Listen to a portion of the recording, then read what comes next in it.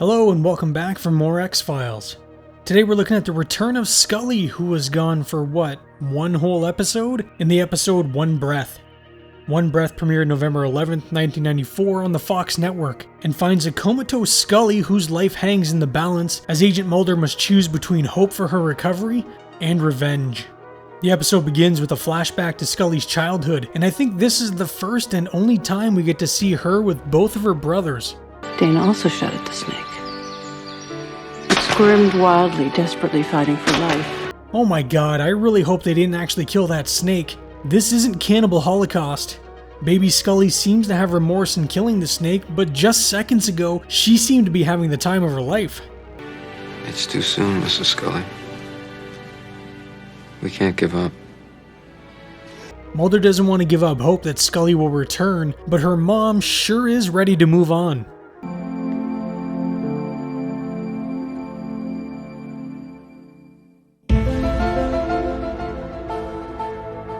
I know we all grieve in our own ways, but what Mulder is watching sounds rather adult.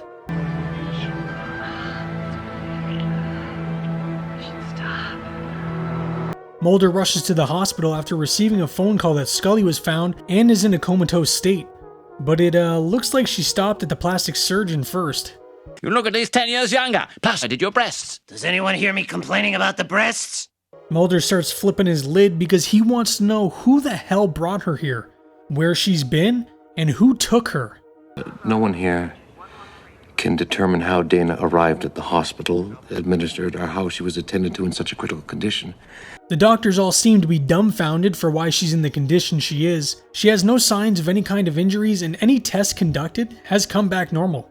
She did, however, sign a living will, which would have her taken off life support if she were ever in any kind of condition such as this, which Mulder signed as a witness. Hey, Mom. I'm glad you could come, Melissa. You're Scully's sister? Mulder heads back to Scully where he meets her sister Melissa, and not the fake sister from Jersey Devil that everyone told me was just her friend, and then I doubled down and said they were wrong, making myself look even dumber in the process. Melissa is into more new agey type beliefs, and it's funny because even Mulder gives her a look like she's nuts. Enough with the hand waving though, because it's time to contact X. Again though, just like Deep Throat, how is he supposed to see this? Maybe Mulder should contact Elon Musk, because he seems to know how to make a noticeable X.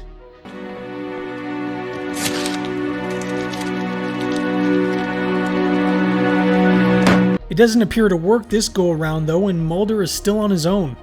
At the hospital, a very dashing Frohickey arrives to bring Scully some flowers, and steal Scully's medical charts so the lone gunman can look them over. Good work sneaking out these charts. Tucked him in my pants. There's plenty of room down there. Even being stressed out over Scully, he still finds time to roast Frohickey.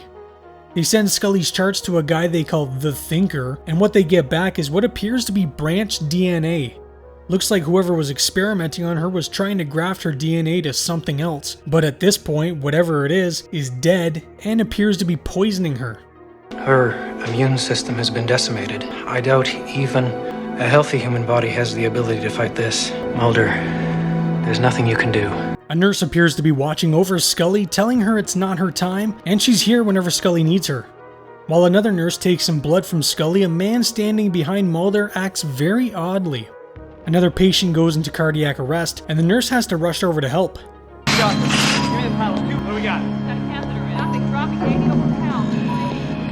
Scully's blood sample seems to have just disappeared, as well as the strange man that was just standing behind Mulder.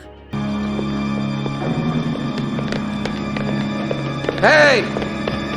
This guy better hope to God he can outrun Mulder, because I can't imagine the things he's apt to do in his current state of mind. Instead of finding the man though, he runs into X, who pulls a gun on him.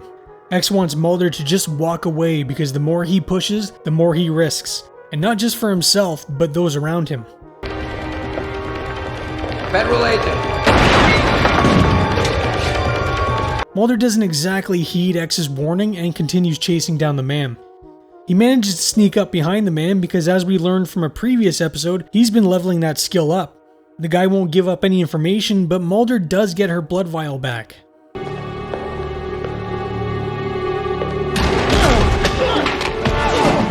Before the man can do anything to Mulder, X comes in to save the day and takes the guy out for good, much to the dismay of Mulder, who really needed him for more information. Is she below the criteria established in her will? It's possible branch DNA can be treated with designer antibiotics. The Scully family is now weighing the options of pulling the plug on her, but Mulder believes she can still be treated.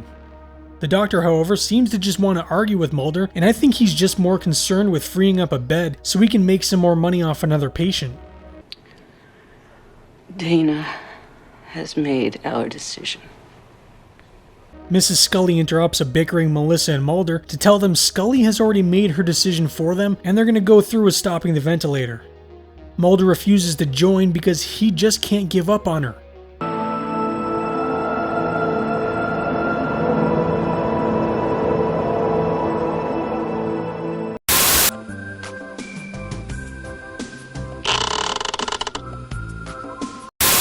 Oh great, what does this want? He hands Skinner a file and leaves, but I'm sure nothing good is inside of that. Mulder is called into Skinner's office and is asked about his involvement with what happened in the laundry room at the hospital. I want to know what happened, damn it. Him. That's what happened. Cancer man. He's responsible for what happened to Scully. How do you know that? It's a rumor. Mulder knows Cigarette Smoking Man is involved in this whole thing and wants to know just who the hell he is. A few seasons from now, he's really going to regret that. He's ready and willing to go full Punisher on this guy, and Skinner is just trying to talk him off the ledge. Hello, Starbuck. It's Ahab. Scully is visited by her father, who tells her even though he misses her and wants to see her, they will be together again, just not now. If you can get through this scene without getting even a little misty-eyed, then I question if you have a heart. Dana, I know death is at arm's reach tonight, but Dana, your time is not over. Mulder is sitting with Melissa and they're having a heartfelt conversation until a random woman asks him if he has change for the cigarette machine, which he doesn't. But don't you know it? There's a pack already sitting there. But damn, it's not her brand. One of the most awkward back and forths I've seen so far in this entire series.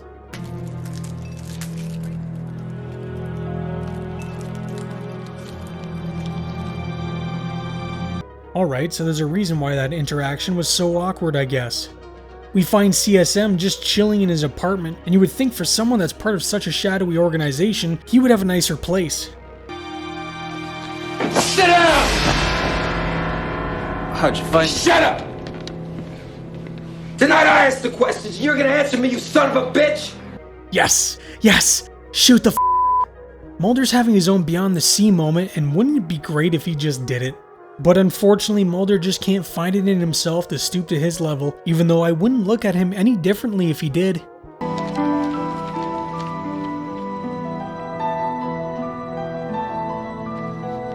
Huh, that's interesting. His signature is a lot different from the one shown on his badge in the opening credits. So if he's going to resign anyways, why didn't he just blow CSM's head off? Skinner, however, isn't about to accept his resignation. Although I don't think you can just force someone to stay in a job they no longer want. Skinner starts to reminisce and tell Mulder a lovely story about his time in Vietnam. A 10-year-old North Vietnamese boy walked into camp, covered with grenades. And I blew his head off from a distance of 10 yards. Holy shit, Skinner. I don't know what point he's trying to make, but way to bring the mood down.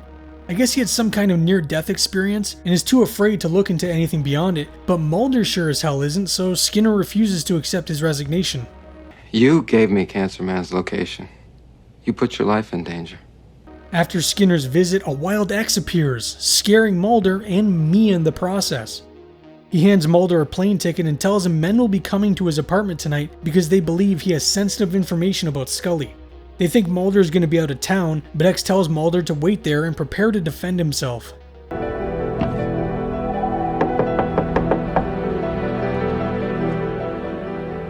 Was X trying to get Mulder to shoot Scully's sister, or is she a double agent? She came to deliver the great news that Scully is getting weaker and he should come say his goodbyes. Wait, that's horrible news. He says he can't though because he's a little preoccupied at the moment.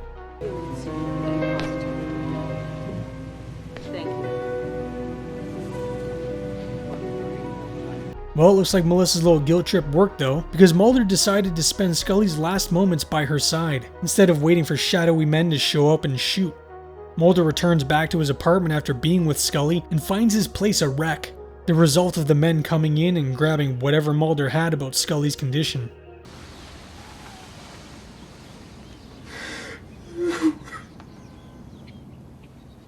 One of her nurses walks by and calls for the doctor because it looks like little Miss Scully is starting to wake up. Mulder gets a phone call and doesn't waste a minute to get back to Scully. Brought you a present. Superstars of the Super Bowls. I knew there was a reason to live. I see Mulder is as good with the ladies as I am. Who's holding this for you?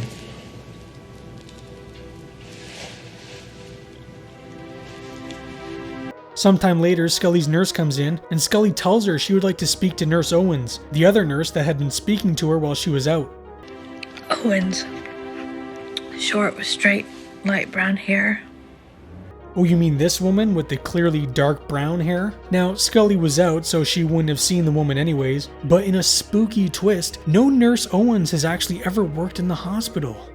So, she was either all a figment of Scully's imagination, or some kind of guardian angel.